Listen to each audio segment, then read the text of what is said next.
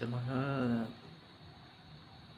Catholic Faith Defender, meron naman akong ibang tanong tungkol sa mga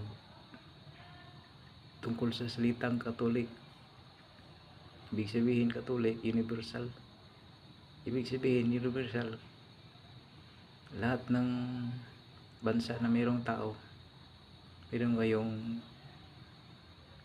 simbahan doon na nakatayo na gusali.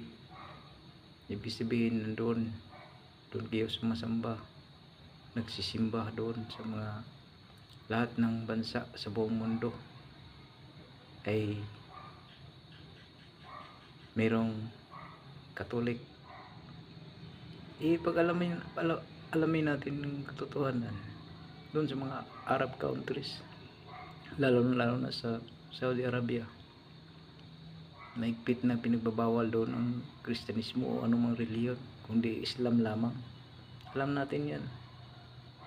Meron ba kayong nakatayo doon na simbahan na doon kayo nagsisimba? Kasi sabi nyo Catholic, universal. Ibig sabihin lahat ng talaga nandun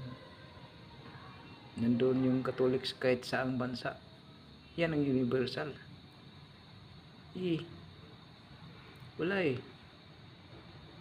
kahit ano yung lahat ng sulok sa Saudi Arabia, walang kang masumpungan doon na simbahan ng Roman Catholic Church. Wala.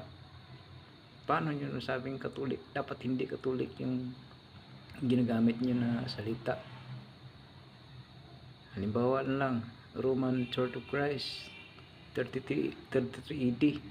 Ganun sana pangalan niya, yung gamitin yung Catholic, kasi hindi naman kayo talaga universal Lumaganap kayo, hindi buong mundo kayo lumaganap, kasi mayroon talagang stricto na bansa, Arab countries, na kahit na mag ano kayo dito, gathering kayo, kahit wala kayong simbahan na nakatayo, gathering kayo, masumpungan kayo, talagang huhulihin kayo doon.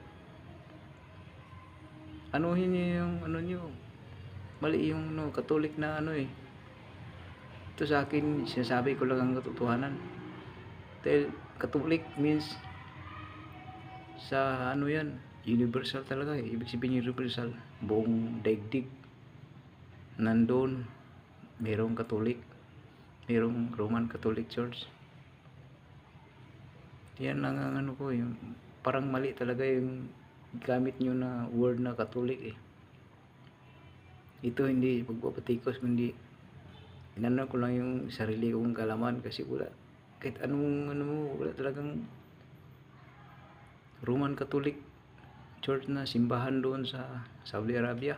Saudi Arabia lang yan, inano ko, mini-mention ko, pero yung iwan ko sa ibang bansa na Arab countries din. Yan lang po, pakisagot po sa FD. Salamat po.